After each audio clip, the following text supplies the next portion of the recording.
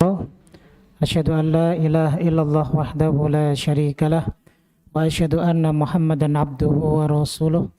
Allahumma salli wa sallim wa barik ala habibina wa nabiyyina Muhammadin sallallahu alaihi wasallam wa ala alihi wa ashabihi wa man tabi'ahum bi ihsanin ila yaumiddin. Allahumma la sahla illa ma ja'altahu sahla wa anta taj'alul hazna idza syi'ta sahla. Ayo jamaah sekalian rahimakumullah, alhamdulillah. Pertama kita panjatkan syukur kita kepada Allah Subhanahu wa taala yang senantiasa memberikan taufik dan inayahnya kepada kita hingga sampai saat ini di bulan Ramadan di hari yang ke-27 kita masih dimudahkan aktivitas kita untuk ibadah kepada Allah, baik dari siamnya, qiyamnya, tilawahnya, sedekahnya dan ibadah-ibadah yang lainnya. Kemudian salawat dan salam tak lupa kita junjungkan kepada Nabi kita Muhammad SAW beserta sahabat beliau dan orang-orang yang istiqamah menjalankan sunnah-sunnah beliau. Baik jamaah rahimakumullah, sore ini insya Allah kita akan membahas tentang fikih berhari raya. Ya. Baik. Apa yang dimaksud dengan hari raya kalau istilahnya dalam bahasa Arab disebut dengan al-Aid. Ya, al-Aid. Kalau dalam bahasa Arab, kata al-Aid ini maknanya adalah hari yang padanya ada perkumpulan manusia. Karena diambil dari kata ada ya'udu, yang maknanya adalah kembali. Ya. Jadi seolah-olah manusia ini mereka kembali berkumpul. Ya. Jadi kalau bisa saja kita sebut bahwa hakikat manusia itu adalah al-ijtimai, ya. Harus berkumpul, harus bersosial istilahnya begitu, ya. Sehingga bisa dikatakan bahwa kata aid ini maksudnya adalah mereka kembali ya ijtima, berkumpul. Jadi begitu. Kemudian ada pula yang mengatakan bahwa kata al-aid ini berasal dari kata al-adah. Al-adah itu maknanya adalah kebiasaan, ya. Tapi tetap menjurus kepada satu makna, ya, satu maksud, maaf, ya. Karena mereka menjadikannya perkumpulan mereka itu sebagai bentuk kebiasaan. Karena selalu diulang-ulang setiap tahun, ya. Sehingga ini menjadi adah kebiasaan bagi mereka seperti itu. Baik. Kalau dalam bahasa Arab, al-Aid jamaknya ya al-A'yad begitu. Kemudian Al-Imam Ibnu Al-Arabi ya rahimahullahu taala beliau mengatakan bahwa al-Aid, hari raya dinamakan sebagai al-Aid, kata Aid karena ia selalu kembali setiap tahunnya dengan membawa kebahagiaan yang baru. Ya, makanya dinamakan Aid, terulang kembali, ya. Karena selalu setiap tahun itu kita mengulang hari raya ini. Gak mungkin ada bulan Ramadan gak ada hari rayanya, gak ada. Pasti setelah selesai kita mengerjakan ya serangkaian ibadah di bulan Ramadan, maka datanglah hari raya, yaitu tepatnya pada tanggal 1 Syawal begitu. Baik. Kemudian Al-Imam An-Nawawi rahimahullah ta'ala berkata bahwa mereka mengatakan dan ia dinamai dengan Aid, ya. Kenapa? Karena hari itu selalu kembali dan berulang. Nah ini, ya. Jadi selalu kembali dan berulang. Ada pula yang berpendapat karena kembalinya kebahagiaan pada hari tersebut. Makanya harusnya di hari raya Idul Fitri itu tidak ada yang bersedih. Kesedihannya disebabkan karena kebahagiaan, bukan kesedihan disebabkan karena kekurangan. Mengapa hikmah zakat fitrah itu salah satunya adalah untuk memberi makan orang-orang miskin, ya disebabkan agar supaya mereka orang-orang miskin pun bisa merasakan kebahagiaan pada hari itu. Jadi begitu. Makanya nanti bisa dikoreksi bagi mungkin panitia-panitia penerima zakat fitrah, harusnya mereka memberikannya kepada yang benar-benar berhak. Meskipun misal dalam satu wilayah daerah kita, misal di mana? Al-Hidayah ini. Yang membayar zakat fitrah itu 10 orang. Nah, yang punya hak untuk mendapatkan hanya 1 orang. Tidak apa-apa diberikan kepada dia semua. Ya. Jangan kemudian sebagaimana tradisi kebiasaan sebagian masyarakat kita, orang yang dia mampu, hakikatnya mampu. Jadi zakat fitrah itu bukan masalah mampu dan nggak mampu sebenarnya. Semuanya memang wajib mengeluarkan zakat fitrah. Nah, maksudnya begini, bahwa terkadang dibagi dalam takaran yang sama, lalu kemudian ada sisa. Nah, kadang panitia itu sisanya dibagikan kembali kepada mereka, orang-orang yang mengeluarkan zakat tersebut. Padahal orang-orang yang mengeluarkan zakat ini dalam tanda kutip sebagian di antara mereka adalah orang-orang yang misal mampu gitu. Nah, ini nggak boleh, jangan. Kalau memang seandainya ada sisa, maka dibagikan kembali kepada mereka-mereka kalangan fakir miskin. Ya. Meskipun akhirnya mereka fakir miskin dapat double, gak ada masalah. Karena memang ini tu'matun lil masakin, untuk memberi makan untuk orang-orang miskin. Jadi begitu, ya. Jadi jangan sampai lah orang miskin kan udah dibagi tadi, dia udah dapat jatahnya kok. Meskipun sudah dapat jatahnya, jangan sampai ini zakat diberikan kepada orang yang justru masih punya kemampuan. Jadi diberikan kepada orang miskin. Jadi begitu, ya. Nah, kita sebenarnya masih membahas tentang masalah Aid. Jadi berulangnya setiap tahun, ya, terkait dengan kebahagiaan semua kalangan kaum muslimin. Makanya disebut dengan Aid seperti itu, ya. Baik. Kemudian jamaah sekalian rahimakumullah, ya. Yang berikutnya adalah apa yang disyariatkan pada hari raya Aid ini. Ya. Jadi hari raya dalam Islam itu ya tidak sekedar untuk menunjukkan kebahagiaan kita semua, tidak. Namun di situ merupakan hari yang juga harus kita penuhi dengan ibadah. Harus kita penuhi dengan ibadah, ya. Makanya Masya Allah, salah satu tradisi kita, ya, tradisi kita yang meskipun dari satu sisi itu kita harus koreksi kembali, tradisi terkait silaturahim dengan keluarga. Kok kenapa harus tahun sekali begitu loh? Namun kita kesampingkan masalah pertanyaan mengapa harus tahun sekali. Tapi paling tidak di hari raya itu ada momen di mana ada satu syariat yang ditetapkan oleh Rasul Shallallahu Alaihi Wasallam tentang apa? Silaturahmi. Ya, yang tadinya jauh dengan adik kandungnya dia bisa berjumpa. Yang jarang bertemu dengan ibu bapaknya saat itu dia bisa berjumpa. Ya. Jadi pada hari itu ya memang hari di mana harusnya tidak hanya kebahagiaan saja yang muncul dalam diri kita. Tapi di situ banyak sekali ibadah-ibadah yang kita kerjakan dan bisa kita laksanakan. Ya, ya tentunya dari situ juga ada potensi kita untuk melakukan perbuatan dosa juga ada besar. Dimanapun berada dan dalam keadaan apapun, tentunya setiap kita itu pasti ya bisa saja terjerembab ke dalam perbuatan dosa. Di antaranya dalam istilah silaturahim, kemudian yang bukan mahram kita, yang kita tidak tahu, kemudian kita bersentuhan dengan mereka. Maka ini tidak diperbolehkan. Ya. Nah jadi begitu. Jadi pertama adalah ada silaturahim di situ. Kemudian di antara ibadah yang ada pada hari raya Aid itu adalah yaitu zakat fitrah itu sendiri. Ya. Zakat fitrah itu yang afdal ya diberikan selepas kita benar-benar telah menyelesaikan ibadah puasa.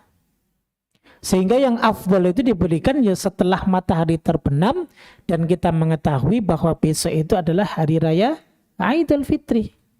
Ya. Makanya mulai dari itu sampai besok khatib naik mimbar. Maka itu disebut sebagai zakat fitrah. Ini begitu. Makanya sebagian para ulama memakruhkan mengeluarkan zakat fitrah itu sehari, 2 hari atau 3 hari sebelum hari raya. Ya. Nah, bagaimana mau dikeluarkan padahal salah satu daripada fungsi zakat fitrah selain untuk memberi makan orang miskin itu adalah bahwa fungsi zakat fitrah itu untuk menambal ataupun menghapus beberapa dosa-dosa yang mungkin kita kerjakan saat kita berpuasa di bulan Ramadan. Meski misal ada ucapan yang kurang baik, ucapan yang kurang berkenan dan yang lain sebagainya, maka dikeluarkanlah zakat fitrah untuk membersihkan itu, selain juga memberi makan orang-orang miskin. Nah, begitu. Makanya para ulama memakruhkan andaikan dikeluarkan di hari-hari sebelum kita mengetahui bahwa besok itu adalah hari raya ataupun telah selesailah bulan Ramadan yang telah kita lalui tersebut. Jadi begitu. Nah, kemudian pertanyaannya begini, Ustadz, lah bagaimana jika zakat itu kita titipkan kepada panitia? Nah, ini boleh. Dan nanti panitialah yang akan mendistribusikannya ya tepat setelah dia mengetahui bahwa besok itu adalah hari raya Idul Fitri. Jadi itu yang paling afdol. Jangan dikeluarkan sehari, 2 hari, 3 hari sebelum hari raya itu. Meskipun ada sebagian ulama yang membolehkan. Meskipun pernah dilakukan oleh salah seorang sahabat yang bernama Ibnu Umar radhiyallahu taala anhuma. Beliau mengeluarkannya 2 hari sebelum hari raya Idul Fitri. Namun yang paling afdol yang dikerjakan oleh Rasul sallallahu alaihi wasallam ya setelah mengetahui bahwa besok itu hari raya Idul Fitri. Jika kita kembalikan kepada hikmah diwajibkannya melaksanakan zakat fitrah. Nah, jadi begitu Pak ya. Jadi ibadah itu ya, jadi ibadah zakat fitrah. Tadi silaturahim, kemudian yang kedua kita bisa zakat fitrah, dan yang ketiga ya, amalan ataupun ibadah yang ketiga yang dilakukan pada hari raya yaitu salatul Id. Ya, entah itu Idul Fitri maupun Idul Adha. Begitu ya. Baik. Jamaah sekalian rahimakumullah. Terkait dengan salat Id, imma Idul Fitri ataupun Idul Adha, ini merupakan amalan yang disyariatkan di dalam Islam. Ya. Nah, seluk-beluknya adanya 2 hari raya ini adalah saat dimana Rasul Shallallahu Alaihi Wasallam pertama kali datang ke Madinah. Ini diceritakan oleh sahabat Anas bin Malik radhiyallahu taala anhu, ya. Maka beliau memperhatikan ya ada satu ataupun beberapa hari yang dimana penduduk kota Madinah ini ya mereka bergembira, bermain-main, bersukacita dan yang lain sebagainya. Ya. Itu diketahui oleh Rasul sallallahu alaihi wasallam. Jadi di masa jahiliyah mereka. Nah, maka Nabi SAW ya, kemudian beliau menuturkan qadimtu alaikum, aku datang kepada kalian. Walakum yaumani tal'abuna fihima. Dan kalian punya 2 hari di mana 2 hari tersebut kalian bermain-main dan bersenang-senang di dalamnya. Ya. Maka abdalakum bihima khairan minhuma. Maka Allah telah menggantikan ya bagi kalian 2 hari yang lebih baik daripada 2 hari yang kalian itu di masa jahiliyah bersukacita dan bersenang-senang di dalamnya. 2 hari apa itu? Yang pertama adalah Yaumun Nahr, yaitu hari raya penyembelihan ataupun Idul Adha, dan hari yang kedua adalah Yaumul Fitri, yaitu Idul Fitri selepas kita melaksanakan puasa di bulan Ramadan. Nah, jadi begitu. Nah, 2 hari raya inilah yang ditetapkan oleh Allah Subhanahu wa taala di dalam syariatnya. Ya. Dan ini merupakan hal yang seharusnya ya menjadi satu keyakinan ataupun akidah bagi kita jamaah bahwa hanya di dalam Islam itu hanya ada 3 hari raya. yang disebutkan di dalam syariat. Yang pertama dan yang kedua adalah Aidain, ya, Idul Fitri dan Idul Adha. Dan yang ketiga adalah hari Jumat, Yaumul Jum'ah.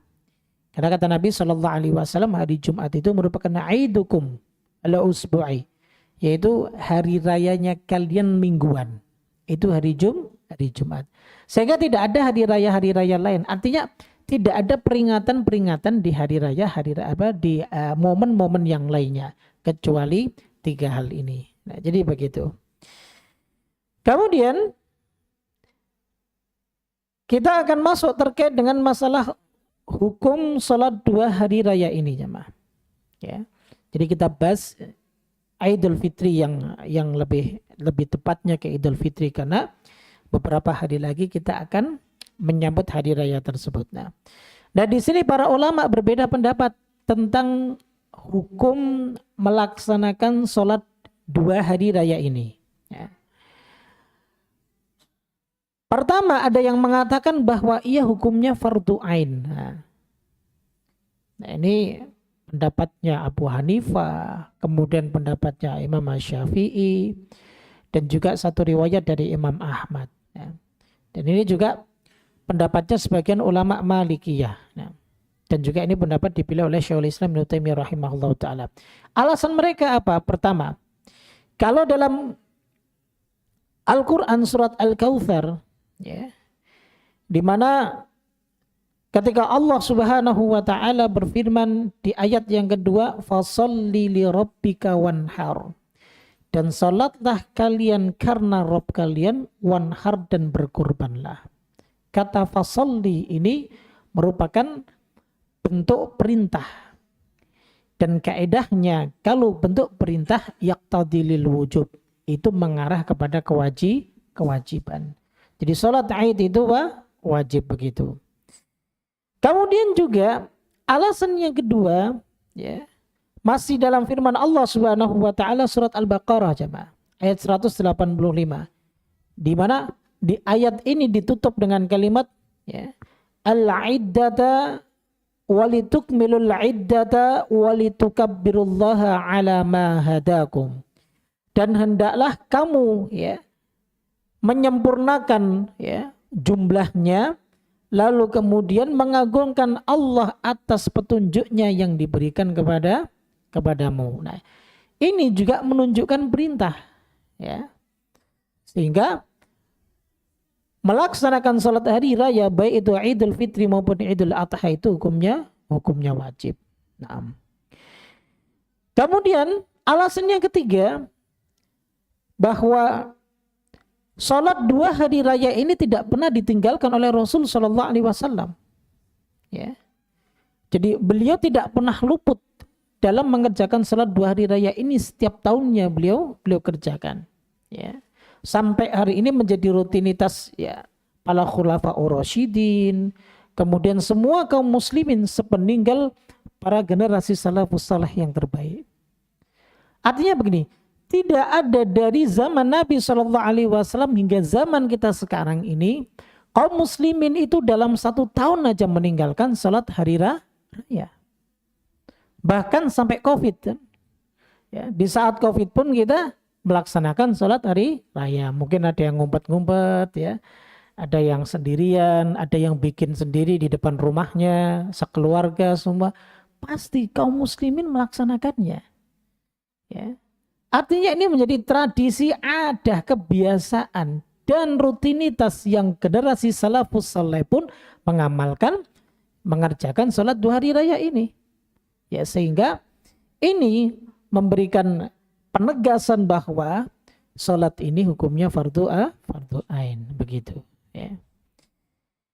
Kemudian alasan yang berikutnya, jamaah, bahwa jika kita lihat dari beberapa referensi hadis-hadis yang lain yang menunjang terkait dengan perintah Rasul Shallallahu Alaihi Wasallam untuk melaksanakan sholat Idul Fitri ini, ada satu hadis di mana bahkan Nabi Shallallahu Alaihi Wasallam memerintahkan gadis-gadis yang dipingitkah, perempuan-perempuan yang sedang haidkah, itu disuruh untuk keluar dari rumahnya dan mendatangi tempat-tempat sholatnya. Begitu. Meskipun yang haid itu tidak melaksanakan sholat, tapi tetap disuruh untuk keluar ya, dan juga mengikuti ibadah sholat Idul Fitri ataupun Idul Adha. Sehingga ini menunjukkan ya, sebagian ulama mengatakan menunjukkan bahwa ini sholat ini hukumnya fardu ain ya, karena tidak ada pengecualian di sini. Nah, jadi begitu ya. Nah, kemudian alasan yang terakhir ya, bahwa kalau sholat Jumat itu hukumnya apa Pak? Wajib, ya kan? Sholat Jumat hukumnya wajib. Nah, ketika Idul Fitri ataupun Idul Adha itu jatuh pada hari Jumat, maka Jumatnya menjadi wajib nggak? Jumatnya menjadi wajib nggak? Nggak wajib. Insya'a fal yusalli, kalau kamu mau kamu sholat Jumat, kalau kamu mau tinggalkan tidak mengapa, tapi tetap melaksanakan sholat zuhur. Sehingga sholat Id ini membatalkan kewajiban sholat Jumat. Makanya sholat Id ini hukumnya wajib. Ini pandangan yang pertama seperti itu. Dengan berbagai alasan yang diutarakan oleh mereka. Nah, kemudian hukum yang kedua jamaah, bahwa sholat Id baik Idul Fitri maupun Idul Adha itu adalah fardu kifayah. Apa pengertian fardu kifayah Pak? Idza qama ba'd saqata 'anil bakin. Kalau sebagiannya sudah ada yang mengerjakan, maka sebagian yang lain tidak terkena hukum wajib. Ya. Contoh, Mas Fajar udah mengerjakan nih, ataupun Mas Hafid udah mengerjakan, 2 orang saja. Udah, yang lain di wilayah tersebut nggak wajib lagi untuk melaksanakan sholat Id. Padahal tadi kalau kita kembali kepada alasan kewajiban sholat Idul Adha, Idul Fitri dan Idul Adha itu, ya salah satunya adalah di mana Nabi SAW menggiring semua kaum muslimin agar supaya bisa berkumpul bersama. Baik itu wanita, gadis yang dipingit, wanita haid dan yang lain sebagainya. Kecuali mungkin uzur yang sudah tua renta, nggak mampu berjalan, nggak ada yang mengantarkan, ataupun seseorang yang sedang sakit mungkin. Tapi kalau selain daripada itu, maka diperintahkan untuk keluar semuanya. Jadi begitu. Nah, makanya pendapat yang kedua ini mengatakan hukumnya fardu kifayah. Ya, kalau sebagian sudah melaksanakan, maka tidak ada kewajiban lagi. Nah, jadi begitu. Jadi kalau misalnya di Indonesia ini Pak, kemarin kan pernah sempat dengar kan di daerah Gunung Kidul ada yang sudah mengklaim bahwa hari raya Idul Fitrinya sudah mereka laksanakan tanggal berapa? Tanggal 5. Nah, berarti bapak-bapak dan ibu-ibu sekalian nggak dapat hari raya Idul Fitri. Itu. Jadi nggak usah kerjakan hari raya sholat Idul Fitri. Karena apa? Sudah dilaksanakan sama aliran aulia yang katanya nelpon sama Allah Subhanahu wa taala. Jadi begitu ya. Ya nggak usah kerjain lagi, udah dikerjain oleh mereka begitu. Jadi itu yang dimaksud dengan fardu kifayah. Naam. Kemudian pendapat yang ketiga adalah hukumnya sunnah muakkadah. Dia sunnah tapi ditekankan, bukan wajib. Alasannya apa? Begini. Sebuah kewajiban itu tentunya ada dalil khususnya. Kalau yang diutarakan tadi pendapat pertama itu sifatnya masih umum semuanya. Karena di sini ada dalil khusus di mana satu hadis yang diriwayatkan oleh Imam Turmudi. Pernah ada salah seorang Arab Badui yang datang kepada Nabi SAW. Beliau bertanya terkait dengan amalan-amalan yang sekiranya bisa dia kerjakan, yaitu amalan wajib. Maka Nabi SAW menjelaskan diantaranya adalah sholat 5 waktu. Ini kewajiban. Ya. Sholat 5 waktu, ya, kewajiban. Puasa di bulan Ramadan. Berhaji kalau mampu. Melaksanakan zakat, menunaikan zakat. Jadi ini kewajiban-kewajiban ini disampaikan oleh Nabi SAW untuk mengajarkan kepada orang Arab Badui tersebut. Lalu kemudian orang Arab Badui tersebut bertanya setiap yang dijawab oleh Nabi. Apakah ada yang lain yang harus saya kerjakan ya Rasulullah? La, tidak. Illa anta tawwa'a, kecuali kau mengerjakan yang sunnah. Berarti tidak ada salat wajib kecuali salat yang 5 waktu. Nggak ada salat wajib lain, ya. Sehingga semua salat selain salat wajib yang 5, zuhur, asar, maghrib, isya, subuh. Berarti contohnya salat witir kah, salat taraweh lah, salat tahajud kah, atau salat duha, qobliyah, ba'diyah, idul fitri, idul adha, semuanya tidak wajib. Karena yang wajib hanya 5 waktu. Begitu, ya. Maka Nabi sampai menjawab, la illa antatawwa'a, tidak kecuali kau menambahnya. Nah, sehingga pendapat ini yaitu pendapat yang diutarakan oleh Imam Asy-Syafi'i dan beberapa mayoritas para sahabat-sahabat yang lainnya. Baik, ya. Lalu kemudian mana yang benar? Apakah pendapatnya yang mengatakan, kalau pendapat yang mengatakan fardu kifayah sudah jelas, jauh dari mana? Dari kebenaran. Ya menyerempet sedikit sih, tapi tidak sampai ke fardu kifayah. Antara yang wajib dan sunnah muakkadah. Al-Imam Asy-Syafi'i rahimahullahu taala, begitu juga diikuti dengan Al-Imam An-Nawawi rahimahullahu taala, itu beliau mengatakan, di antara Imam An-Nawawi dalam kitab Al-Majmu' Syarhul Muhadzab, beliau mengatakan bahwa salat Id itu meskipun tidak wajib, ya, akan tetapi jangan sampai ditinggalkan. Kesimpulannya begitu.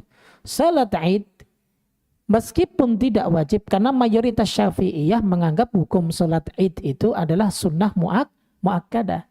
Salat Id meskipun tidak wajib, maka tidak seharusnya ditinggalkan, kecuali kalau ada uzur ataupun alasan yang syar'i. Seperti itu mungkin yang harus kita sikapi, ya. Jadi begitu. Karena tidak ada salat wajib kecuali salat yang 5 waktu. Nah.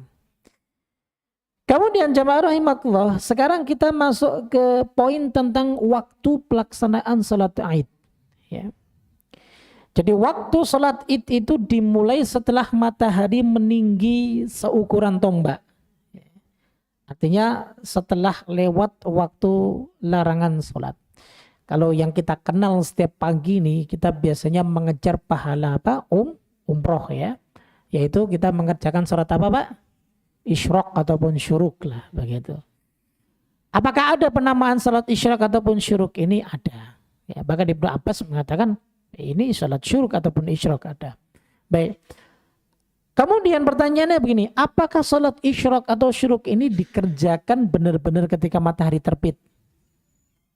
Ternyata tidak. Kenapa? Karena waktu itu merupakan waktu yang dilarang bagi kita untuk mengerjakan sholat. Nggak boleh, Pak. Ya. Sehingga mengerjakannya sholat sunat tersebut adalah beberapa menit setelah matahari itu terbit. Artinya waktu ini waktu juga yang digunakan saat kita hendak memulai melaksanakan sholat Idul Fitri. Artinya sudah boleh. Misalnya di Masjid Al-Hidayah ini besok hari raya Idul Fitrinya, misalnya waktu terbitnya matahari itu tuluk di jam 6 pas. Nah, bisa mengerjakan dari mulai jam 6:15 ataupun jam 6:30. Itu enggak mengapa. Itu waktu yang sudah dibolehkan untuk melaksanakan salat Id. Begitu, ya. Jadi enggak mengapa. Naam, ya. Kemudian ini yang dimaksud, ya, yang dimaksud tadi apa? Meninggi seukuran tombak itu setelah lewat waktu salat, ya. Dan berakhir ketika tergelincirnya matahari, ya. Berarti tergelincirnya waktu hari ini waktu salat zuhur, ya kan? Jadi boleh mau dikerjakan pukul 7 kah, pukul 8 kah, sampai seterusnya. Ini yang disebutkan oleh jumhur ulama seperti itu, ya.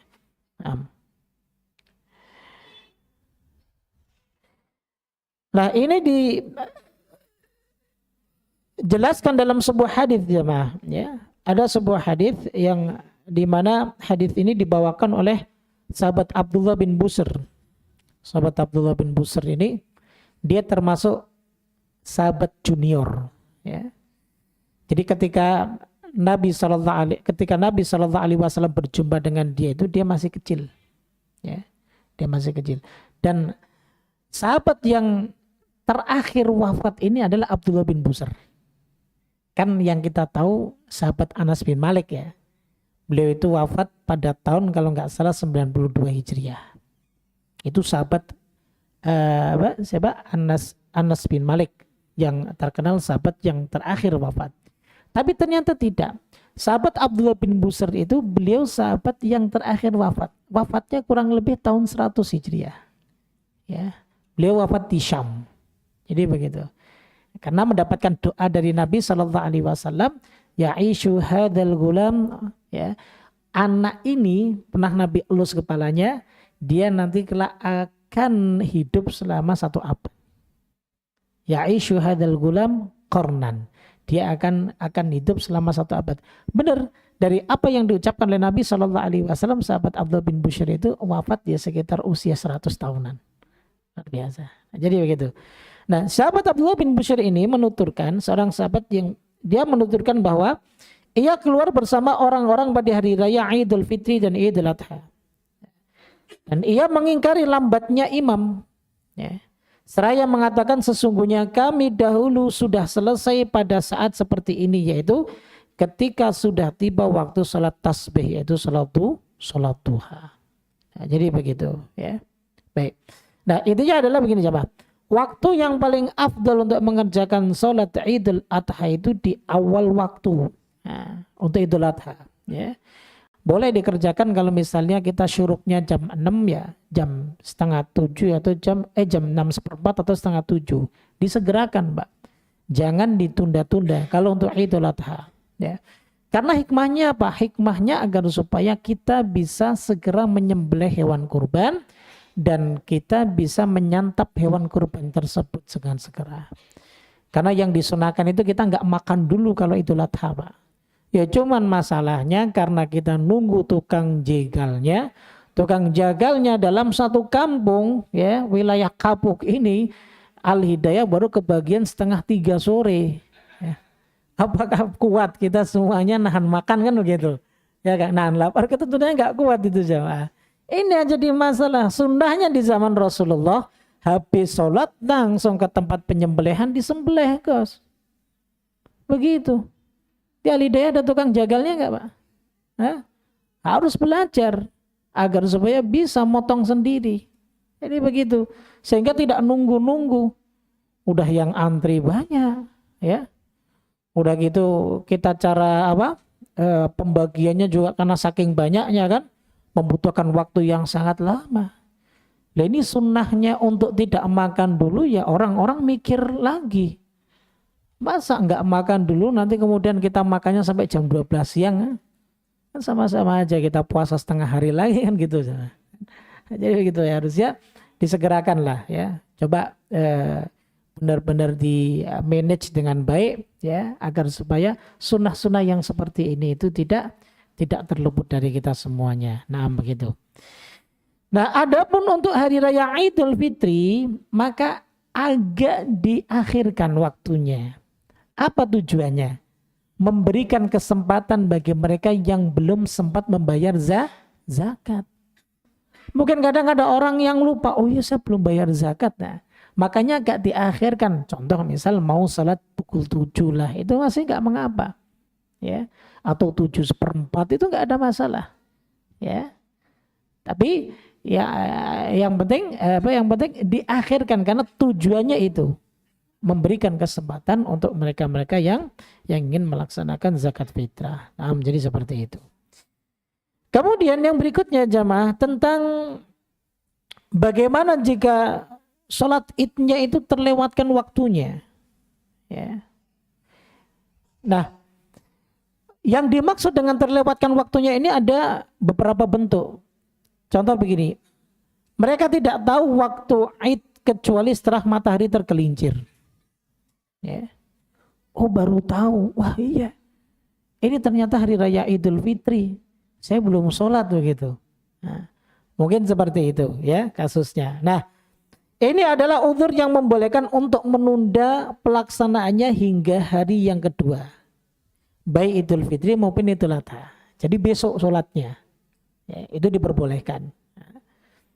Nah ini mayoritas ulama membolehkan semuanya. Bagi yang dia tidak tahu dan baru ingat bahwa hari itu adalah hari raya Idul Fitri. Nah, entah karena apa dia bisa lupa hari Idul Fitri. Kalau kita akan nunggu kan, sampai malam nggak tidur pun kita tungguin Pak. Kalau ini sampai lupa kan, Allah alam karena apa dia lupa. Ya. Kemudian yang kedua, bentuk yang kedua adalah mereka semua menunda pelaksanaan salat Id dari waktunya tanpa ada alasan. Jika itu Idul Fitri maka gugur kewajibannya, nggak boleh diqadha. Ya. Namun jika itu adalah Idul Adha maka boleh menundanya sampai hari ketiga di hari-hari penyembelihan. Ayyamut tasyrik, ya.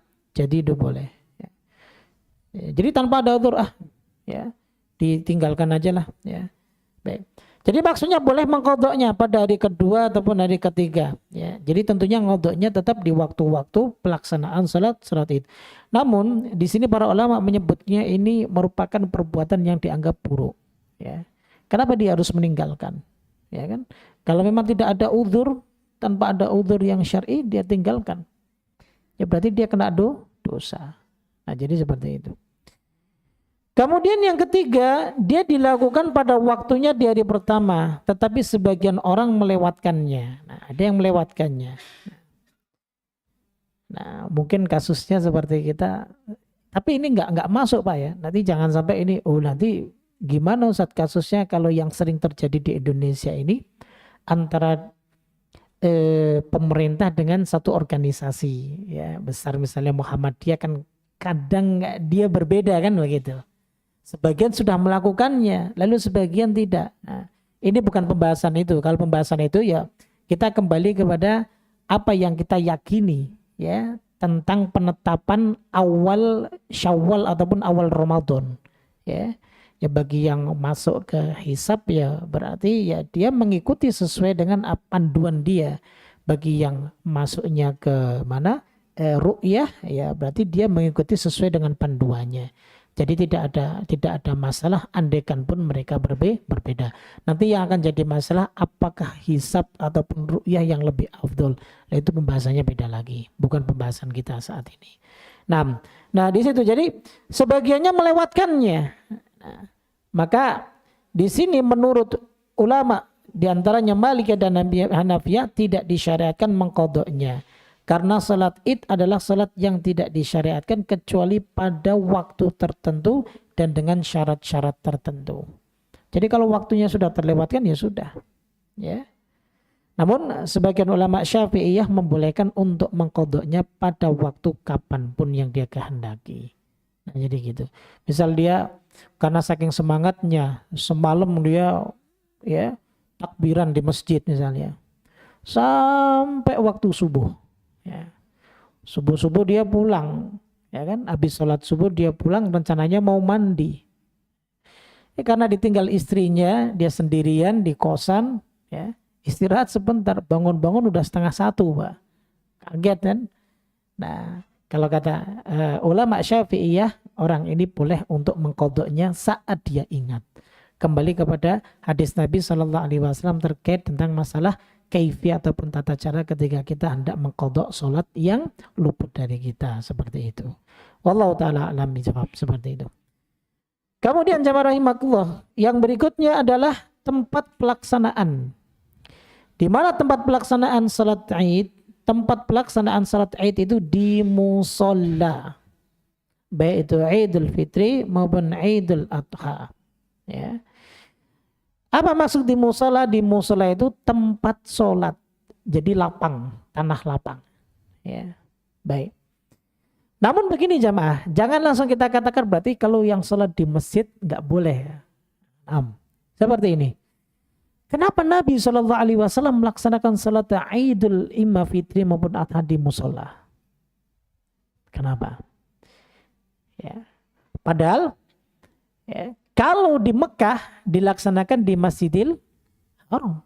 Kenapa kalau di Mekah nggak dilaksanakan di musola juga di padang pasir?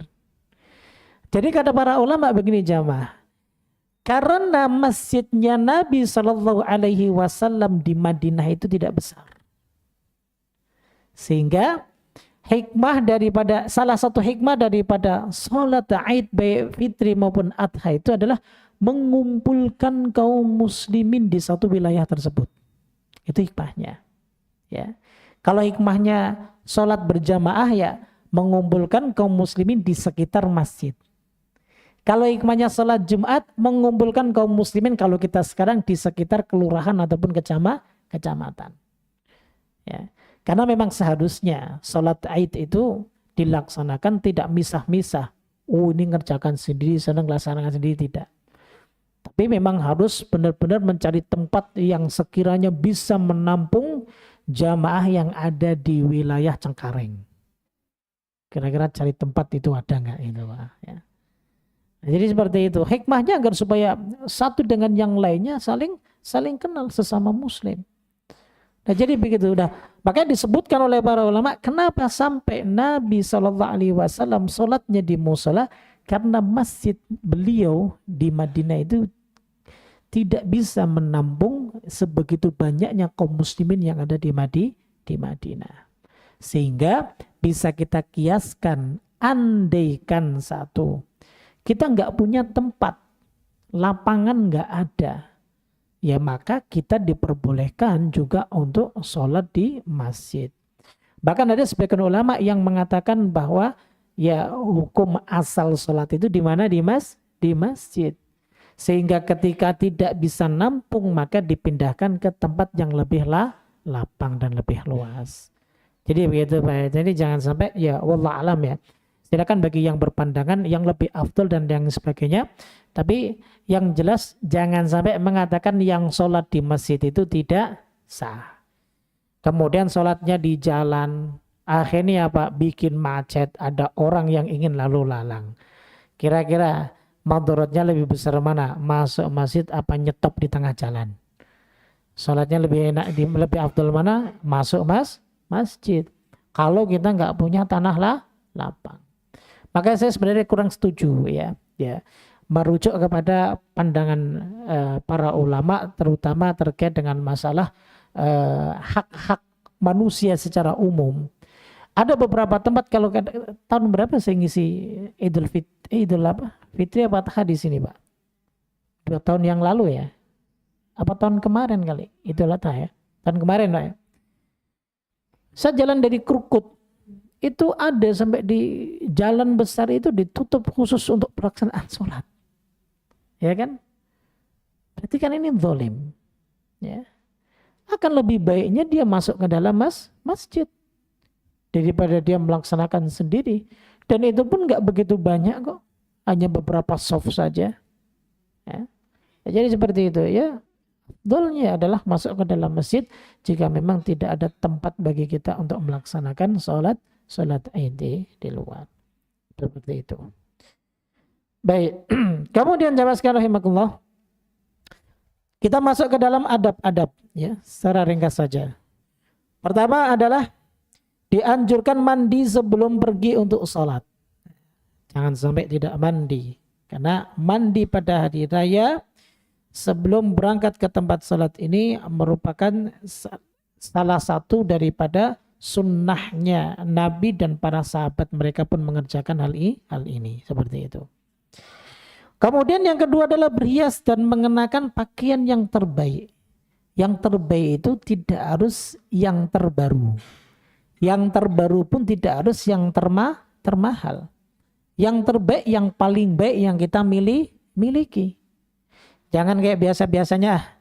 Kalau sholat hari-hari biasa, kita pakai pakaian ya asal pakai saja. Habis ngojek kita pakai pakaian itu buat sholat dan yang lain sebagainya. Ya, harusnya ketika kita berhadapan dengan Allah Subhanahu wa taala kita kenakan pakaian yang terbaik. Nah, pada hari raya ini maka kita kenakan pakaian yang terbaik di antara pakaian yang kita miliki. Ya. Jadi nanti para ummahat, ibu-ibu jangan nuntut sama suaminya, suruh ustadz yang paling baik itu. Ya. Abah harus berikan nih yang terbaik, ada anti UV. Harganya 1,5 juta satu set begitu. Kasihan bapak-bapaknya ibu ya. Begitu ya. Jadi begitu ya. Jadi yang terbaik yang saat ini kita miliki ya syukur-syukur bisa beli baru ya alhamdulillah. Tapi tidak harus mengenakan pakaian yang baru. Nah, hal ini dilakukan oleh Rasulullah Shallallahu Alaihi Wasallam.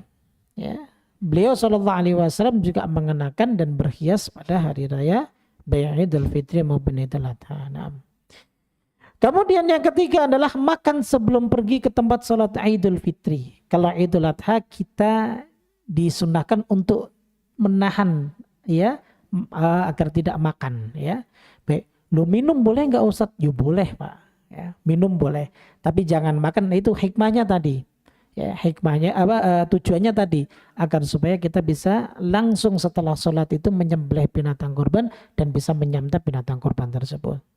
Makanya tadi saya himbau, ayo yang mungkin kalau Al-Hidayah itu bikin panitia penyembelihan hewan kurban, maka belajar ya agar supaya segera disembelih dan segera selesai dan bisa dinikmati oleh kaum muslimin. Nah, begitu. Nah, adapun pada hari raya Idul Fitri, kenapa harus makan terlebih dahulu? Untuk membedakan bahwa hari itu adalah hari di mana kita tidak boleh lagi berpuasa. Sebab kenapa? Sebab di hari-hari sebelumnya yang kurang lebih 30 hari kita sudah berpuasa. Sehingga untuk membedakannya, sebelum kita berangkat maka kita makan terlebih dahulu. Jadi begitu. Ya makan pun nggak perlu banyak-banyak. Disuruh ustadznya makan lontong 3-4 ya. Akhirnya kekenyangan nggak jadi sholat kan begitu. Ya. Yang dosa nanti saya lagi Pak kan gitu. Ya. Tapi seperti itu. Kemudian yang keempat adalah takbir. Takbir pada 2 hari raya. Ketika keluar menuju tempat sholat. Jangan malu. Ya, kita lantunkan Allahu Akbar, Allahu Akbar, Allahu Akbar. La ilaha illallah, Allahu Akbar. Allahu Akbar walillahil hamd. Allahu Akbar, Allahu Akbar, Allahu Akbar. La ilaha illallah, Allahu Akbar. Allahu Akbar walillahil hamd. Terus dikumandangkan sepanjang perjalanan sampai kita tiba di tempat kita sholat. Di situ juga kita takbir terus tanpa harus menunggu komando dari yang biasanya ada kan yang ditunjuk misalnya. Yang ditunjuk itu bukan berarti mengomandoi tapi memberikan semangat. Ayo semuanya bertakbir. Begitu loh. Kan kalau kita sekarang pakai speaker kan begitu. Jadi ayo bertakbir semuanya. Ya. Jadi pada hari itu perbanyaklah, zikir yang paling baik adalah memperbanyak bertakbir begitu. Nah, apa lafaz takbir yang ada atharnya ataupun yang ada riwayatnya itu lafaz takbirnya? Ya diantaranya adalah lafaz takbir yang biasa kita kumandangkan. Allahu Akbar, Allahu Akbar 2 kali boleh ataupun 3 kali. La ilaha illallah wallahu akbar. Allahu Akbar walillahil hamd. Walillahil hamd. Allahu Akbar, Allahu Akbar, Allahu Akbar. Walillahil hamd. Allahu Akbar wa ajal. Allahu Akbar ala ma hadana. Ini yang disebutkan oleh Ibnu Abbas begitu. Nah, adapun yang sekarang ada tambahan shadaqa wa'dah wa nasara 'abdah wa 'azza jundahu wa hazamal ahzaba wahdah. La ilaha illallah wa la na'budu illa iyyah mukhlishina lahuddina walau karihal kafirun walau karihal musyrikun. La ilaha illallah wallahu akbar. Allahu akbar walillahil hamd. Ini tambahan, tidak ada athar dari sahabat. Ya. Tidak ada athar kecuali mungkin ada beberapa ulama-ulama mutaakhirin. Ulama mutaakhirin itu mulai dari tahun 13 Hijriah sampai ke sini. Mungkin ada tambahan seperti itu. Tapi dari tahun 300 ya. Tahun 300 sebelumnya itu tidak ada athar yang seperti ini. Jadi seperti itu ya. Nah, oke lah kita katakan, oh kok Ustaz, saya enggak nyalahin Pak. Jadi begini, kalau yang diucapkan benar, kadang sudah panjang diucapkan salah. Suaranya aja yang bagus. Ya. Seperti shadaqa wa'dah sadaqa wahdah, wa nasara ahdah, wa azza jundahu, wa azamal a'jaba wahdah gitu. A'jaba wahdah. Ini apa maknanya? Kadang begitu ya. Ya. Suaranya aja bagus tapi ternyata lafadznya salah, maknanya juga berbeda. Ya berarti nggak usah panjang-panjang lah. Hanya Allahu Akbar, Allahu Akbar, Allahu Akbar. La ilaha illallah, Allahu Akbar. Allahu Akbar walillahil hamd. Jadi pengen mudik Pak. Nah, gitu. Pengen pulang nih Pak langsung. Subhanallah. Alhamdulillah Allah kasih kita sampai Idul Fitri Pak ya. Baik, kemudian yang berikutnya yang kelima. Semua wanita hingga wanita yang sedang haid dan anak-anak itu ikut keluar untuk meramaikan. Ini yang diperintahkan oleh Rasulullah Sallallahu Alaihi Wasallam. Itu yang kelima. Kemudian yang keenam adalah mengambil jalan yang berbeda Pak. Ya, pada saat pergi ke tempat sholat dan pada saat pulang darinya. Itu disunahkan begitu. Tapi kalau misalnya jalannya hanya setapak, kalau nyari yang berbeda, muter dulu sampai pesing, ya jangan. Ya. Antum imma terlambat atau antum pingsan di jalan. Ya. Begitu ya. Kalau hanya setapak, ya kalau misalnya bisa sekiranya kita berangkatnya dari jalan yang berbeda, pulangnya dengan jalan yang lain, ya maka disunahkan seperti itu. Jadi begitu. Dan ini mayoritas ulama pun bahkan menyanjurkan hal seperti ini sama gitu ya. Mencontoh apa yang dilakukan oleh Nabi kita Shallallahu Alaihi Wasallam sebagaimana disebutkan dalam hadis riwayat Imam Bukhari dan riwayat Imam Ibnu Majah begitu. Kemudian yang ketujuh, dianjurkan berjalan ke tempat sholat dan tidak mengendarai kendaraan kecuali jika ada keperluan. Anjurannya berjalan, ya. Kemudian andaikan misal, Ustaz, kalau Anda pakai kendaraan bisa nggak? Ya kalau andaikan jauh ya tidak mengapa. Ya. Tapi kalau dekat ya hendaklah berjalan. Sunnahnya begitu. Ya. Oh saya dekat Ustaz berapa? 3 kilo. Ya silahkan kalau mau jalan. Ya apa-apa. Betul itu. Kemudian yang berikutnya dianjurkan bersegera ke tempat sholat setelah mengerjakan sholat subuh untuk mengambil tempat sholatnya dan bertakbir hingga imam keluar untuk mengerjakan sholat. Nah jadi begitu ya. Jangan ditunda-tunda jamaah, ntar nunggu deh setengah 6, 6:15, jam 6, 6 lebih 20, 15 menit, 20 menit. Di kadang panitianya lihat kok softnya masih sedikit ya. Sudah dihimbau bagi jamaah untuk segera untuk mendatangi tempat sholat Id karena akan dilaksanakan pukul sekian kan. Giliran sudah takbir Allahu Akbar pada lari-larian gitu. Ya. Jadi begitu. Jangan sesegera mungkin agar supaya kita bisa memperbanyak takbir pada saat kita menunggu imamnya datang untuk memimpin kita sholat begitu. Naam. Kemudian yang berikutnya jamaah adalah, ini sudah selesai ya yang 8 tentang adab-adab ya. Yang berikutnya adalah terkait dengan sholat sunnah, qobliyah maupun ba'diyah. Itu tidak ada ya. Tidak ada qobliyah Idul Fitri ataupun Idul Adha maupun ba'diyah. Baik. Lalu kemudian begini. Kalau dilaksanakan di masjid, Ustaz, kalau dilaksanakan di masjid ya silahkan kerjakan salat tahiyatul masjid. Tapi bukan salat qobliyah. Ini yang disebutkan oleh Ibnu Abbas radhiyallahu taala anhu yang menuturkan bahwa Nabi mengerjakan salat pada hari raya Idul Fitri 2 rakaat tanpa mengerjakan salat sunnah sebelum dan sesudahnya. Ini sahih diriwayatkan oleh Imam Bukhari, Tirmidzi, Nasa'i dan Ibnu Majah. Jadi begitu ya. Jadi enggak ada salat qobliyah maupun salat ba'diyah. Nah. Dan kemudian yang berikutnya adalah tidak ada adzan. Ya. Adzan iqamah tidak ada. Salat itu enggak ada adzan dan iqamah. Nah. Kemudian terkait dengan tata cara salat Id. Nah, kita tahulah. Ya, singkat tata cara salat Id mulai dari takbir pertama, kemudian ditambah dengan takbir ziyadah. Berapa kali Pak? 7 kali. Di rakaat kedua berapa kali takbir ziyadahnya? 5 kali. Dan takbir ziyadah itu di luar dari takbiratul ihram. Kalau yang rakaat kedua di luar dari takbir intiqal. Baik, pertanyaannya begini, Ustadz, kemarin saya sholat di Masjid Al-Hidayah, itu imamnya nggak takbir ziyadah. Akhirnya apa? Akhirnya diulang lagi sholatnya begitu. Nah ini salah. Takbir ziyadah ini sifatnya sunnah.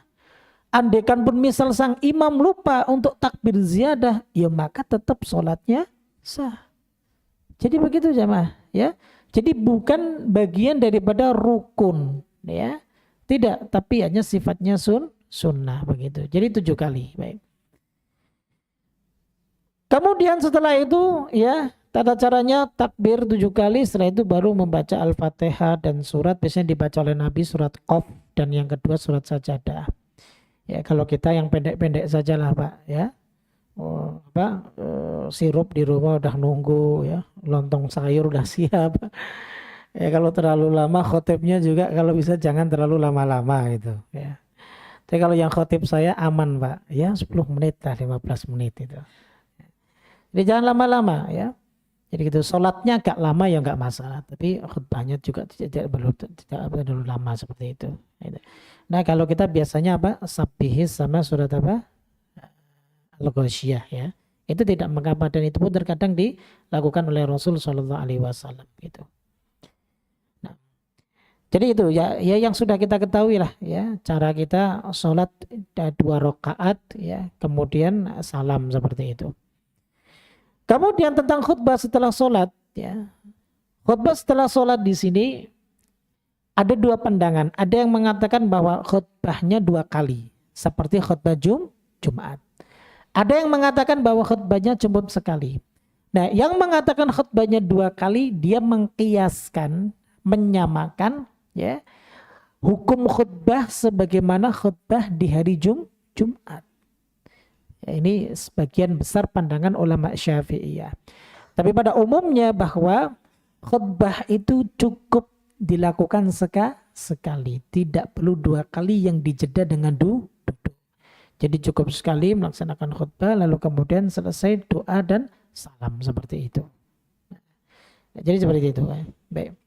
Dan yang terakhir, boleh enggak kita mengucapkan selamat tahniah?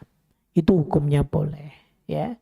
Taqabbalallahu minna wa minkum. Itu yang diucapkan oleh beberapa para sahabat selesai mereka melaksanakan sholat Aid, ya.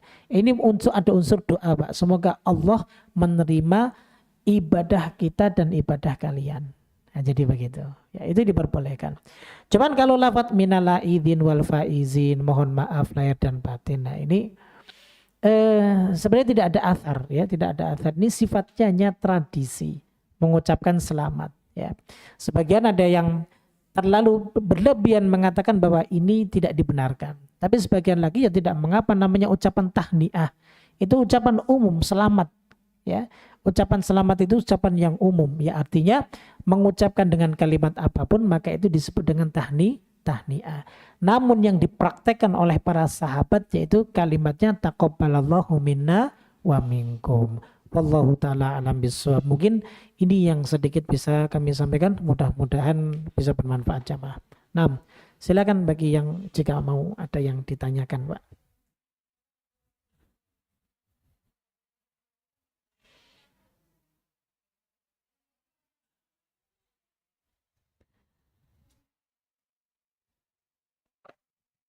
Bismillahirrahmanirrahim.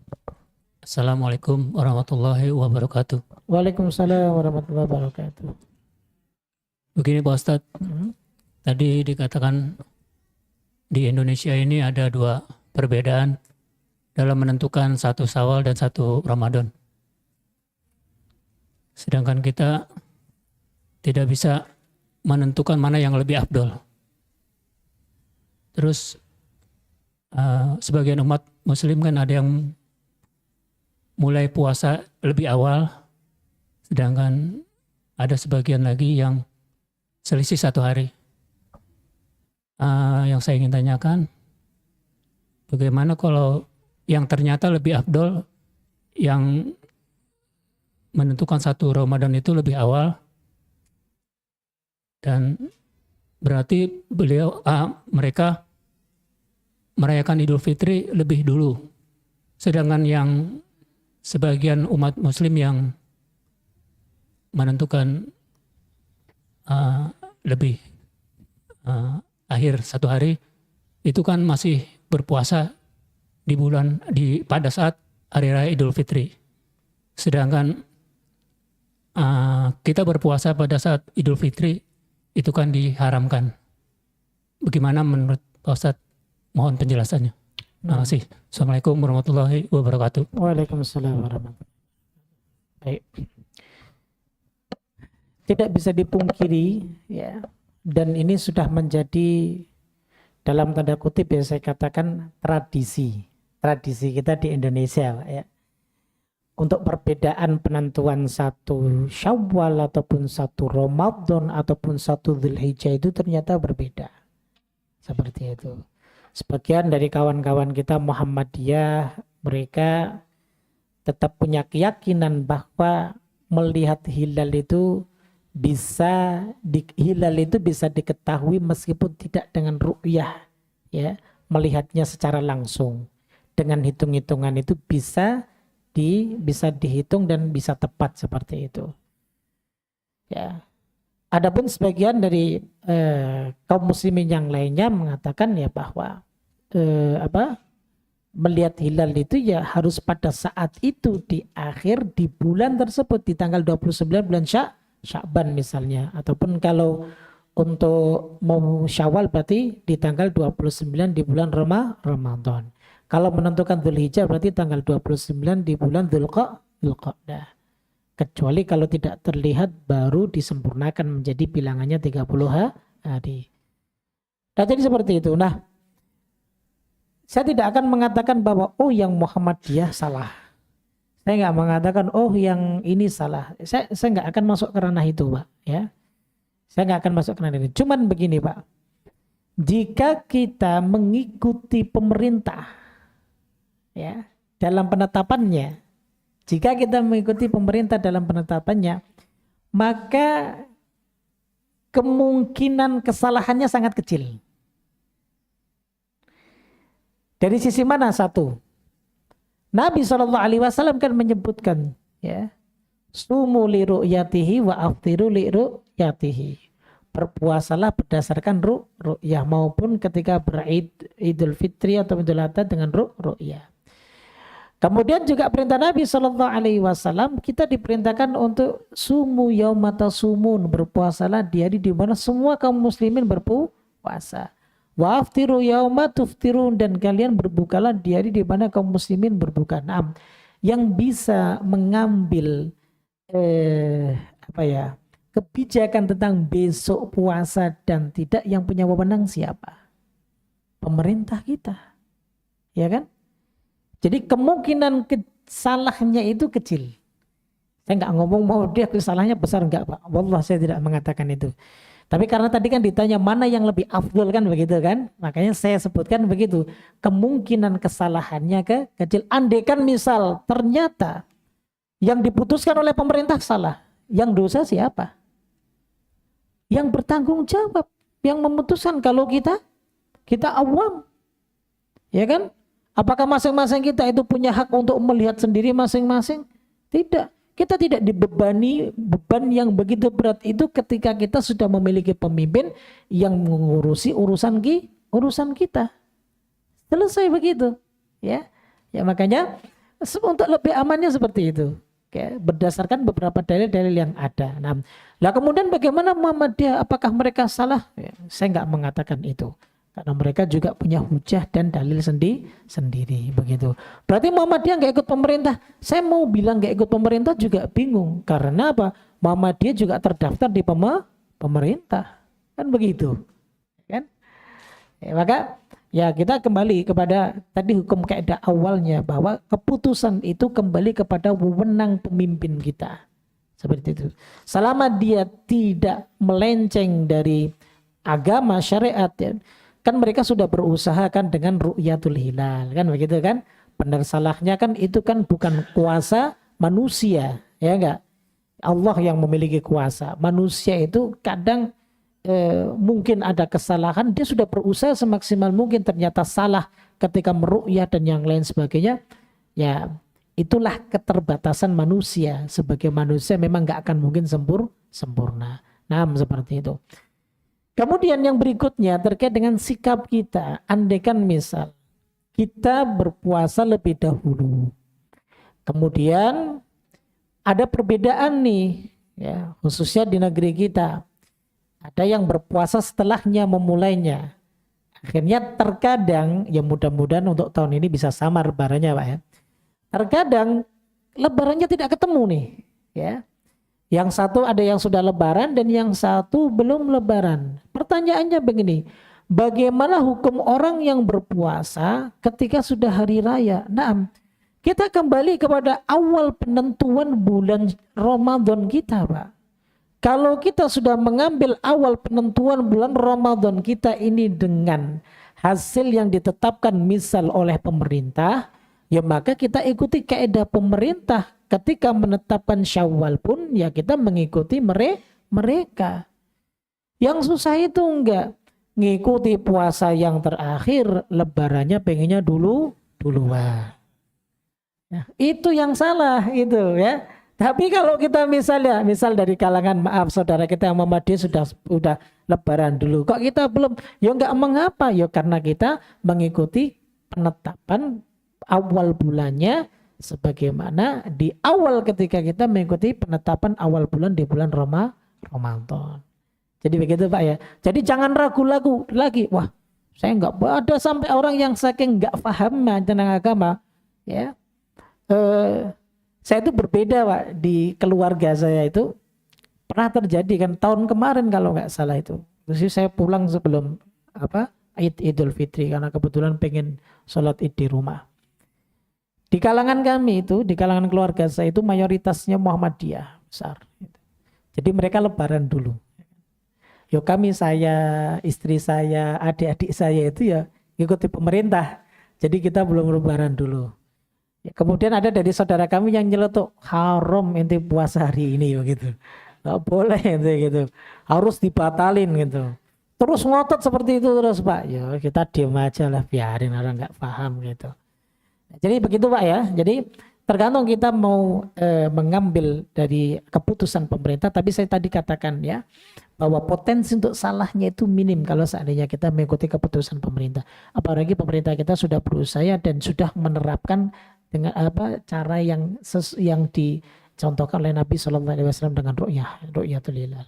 Begitu Pak, wallahu a'lam bishawab. Nah, silakan.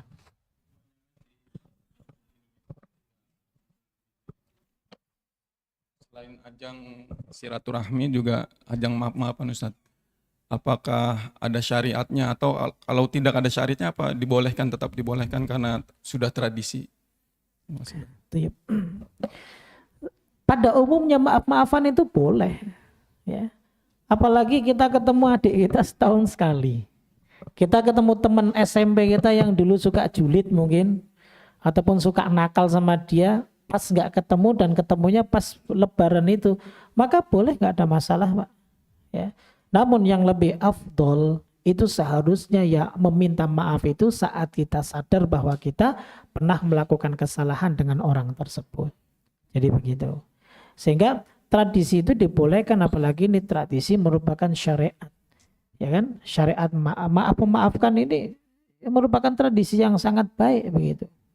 Sehingga tidak mengapa. Andai kan ada yang mengatakan, loh tapi kan dikhususkan. Saya yakin seseorang itu tidak mengkhususkan hanya di hari raya saja. Andai kan dia punya kesempatan ketemu, ya dia juga minta maaf pasti. Ya. Cuman yang perlu dikoreksi itu adalah kaifiyah tata caranya. Ya. Kan ada kalau kita di Jawa itu ngaturakan kelepatan ekolo lain sebagainya kan, sambil nunduk-nunduk, cium-cium. Nah itulah hal-hal yang seperti ini ya sekiranya untuk coba tata caranya dirubah, biasa saja salaman, cium pipi kanan, cium pipi kiri cukup begitu ya. Jadi tidak perlu sampai nunduk-nunduk dan lain sebagainya. tradisi yang seperti ini ya sekiranya untuk sedikit demi sedikit kita kikis. Adapun untuk memaafkannya dibolehkan sebagaimana kita dibolehkan sebelum memasuki bulan Ramadan untuk saling memaafkan. Begitu. Ini salah satu juga pendapat para ulama kontemporer, di antaranya adalah Syekh Shalih Fauzan hafizahullah taala dan beberapa para masyayikh yang lainnya. Begitu Pak. Wallahu a'lam bishawab. Nah. Nanti saya minta maaf saya Bapak lah setelah ini. Lebaran nggak ketemu kan kita. Assalamualaikum warahmatullahi wabarakatuh. Waalaikumsalam. Ustadz, terkait malam takbiran, kita biasa di masjid-masjid melakukan takbir sepanjang malam sampai pagi ya, dengan menggunakan speaker keluar. Pertanyaan saya mungkin apakah ini tidak mengganggu orang-orang yang di luar Islam? Karena mungkin saja ada mereka yang sakit, ada anak bayi, karena takbirnya ini kan menggunakan speaker dan dilakukan sepanjang malam gitu. Bagaimana pendapat Pak Ustadz mengenai ini? Terima kasih. Assalamualaikum warahmatullahi wabarakatuh. Waalaikumsalam warahmatullahi wabarakatuh. Salah satu daripada cabang keimanan itu, kata Nabi SAW adalah ketika imatatul adza anit thoriq, saat kita bisa menyingkirkan sesuatu dari jalan. Ya kan, tujuannya untuk apa? Untuk supaya menghindarkan orang-orang yang melewati itu terkena adza tersebut, misalnya batu ataupun yang lain sebagainya, sehingga apa? Sehingga mereka bisa selamat. Artinya tidak mengganggu mereka lah. Nah, kata Syekh Shalih Fauzan hafizahullah taala dalam syarah beliau yaitu Al-Usul Ats-Tsalatsah, beliau mengatakan begini, jika menyingkirkan sesuatu dari jalan itu bagian daripada keimanan, maka meletakkan sesuatu di jalan yang dapat mengganggu orang lain ini bisa masuk ke dalam amalan-amalan perbuatan dosa atau dalam tanda kutip kekufuran, meskipun kufuran asghar. Sehingga ini bisa kita biaskan, bisa kita kiaskan dengan amalan-amalan yang lainnya. Di antaranya tadi contoh, ya kan, bisa mengganggu masyarakat setempat. Mau takbir nggak dilarang, nggak ada yang larang takbir, Pak. Tidak ada. Bahkan tadi kita sudah sebutkan kan, bahkan dianjurkan kita untuk selalu takbir terus setiap waktu sampai datangnya imam ketika sudah mulai mengerjakan sholat Id. Seperti itu. Tapi kita juga harus lihat kondisi dan keadaan. Di daerah kita ini, di tempat kita ini ya juga bukan semuanya umat muslim. Atau bahkan ada umat muslim tapi yang sakit. Ada bayi yang di mana dia kadang sensitif dengan suara keras. Kalau kita lanjutkan dan kita teruskan, takbirnya berpahala, tapi dosanya kita lebih besar karena berbuat zalim kepada yang lainnya. Ya. Jadi begitu, bukan dilarang, bukan. Ya kalau perlu nggak usah dikeluarkan, kan di dalam ini masjid juga bisa. Seperti ini kan speakernya kan di dalam masjid, Pak. Itu bertakbir aja nggak masalah. Kenapa sih harus dikeluarkan? Jadi begitu, ya. Jadi di dalam saja. Apalagi sudah dikeluarkan, bacanya Allahu Akbar walillahi am gitu. Allah ya kan. Oleh seperti itu sudah kencang-kencang salah lagi kan begitu. Ya, kan malu gitu seperti itu. Tapi jelas gitu. Kalau memang mau dikeluarkan ya secukupnya, ya sekiranya adat ataupun sekiranya nggak mengganggu orang itu sampai jam berapa.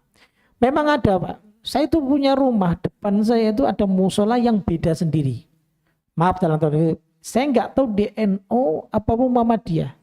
Soalnya kalau sholat Id sendiri, nanti ada sholat duha berjamaah sendiri dan lain sebagainya. Dia kayaknya satu aliran apa gitu. Itu kalau pas Idul Fitri ataupun Idul Adha kalau takbiran sampai subuh, Pak. Dan speakernya pas di depan rumah saya. Kadang om saya kalau malah dia takbiran dia geber-geber motor gitu, saya kan nggak perlu. Jadi hal seperti itu saya pribadi termasuk yang merasa terganggu dengan keadaan seperti itu, ya. Dan hati-hati ini bisa masuk ke dalam kezaliman, ya, sehingga ya mungkin kalau misal di sini kita mulailah yang dari sini.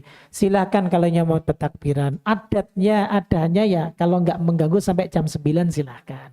Lebih dari jam 9 dimasukkan aja speakernya di dalam. Jangan dikeluarkan seperti itu.